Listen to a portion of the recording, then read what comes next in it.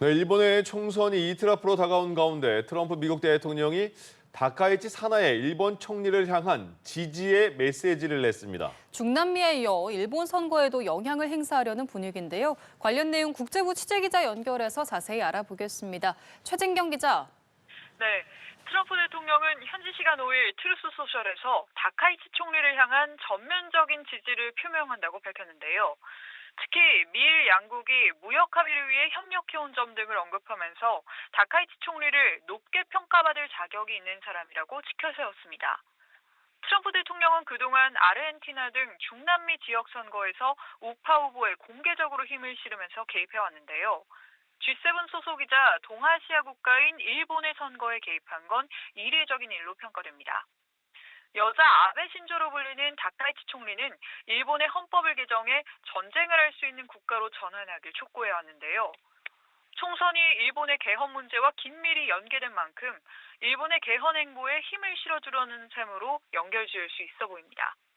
이런 가운데 일본은 대미 투자 1호 프로젝트로 미국 내에서 인공 다이아몬드를 생산하는 방안을 유력하게 검토하고 있는 걸로 전해졌습니다. 미국과 러시아의 핵 탄두수를 제한해온 신전략무기 감축 조약 뉴스타트 협정이 만료된 가운데 트럼프 대통령이 다른 방안을 찾아야 한다고 언급했다고요. 네, 이 역시 트루스 소셜을 통해 직접 밝힌 내용인데요. 트럼프 대통령은 뉴스타트를 연장하는 것보단 개선되고 현대화된 조약을 모색해야 한다고 주장했습니다. 중국 등 다른 핵무기를 보유한 군사 강국까지 포함한 핵 군축 조약을 체결해야 한다는 기존 입장을 되풀이하는 발언으로 보이는데요. 앞서 트럼프 대통령은 현지 언론 인터뷰에서 협정이 만료되면 더 나은 합의를 하겠다면서 다른 국가들이 더 참여할 수 있음을 시사했습니다.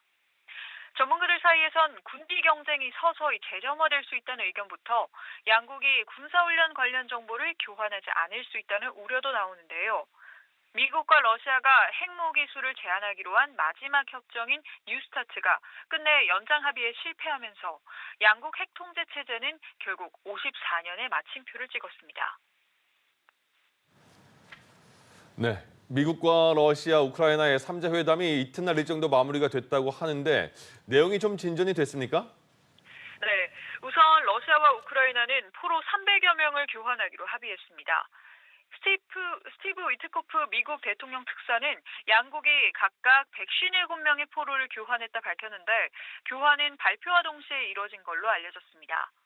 다만 이번 논의의 핵심 의제였을 영토 문제를 두고 협상국 어디에서도 관련 발언이 나오지 않은 만큼 뚜렷한 돌파구 없이 끝난 걸로 보입니다.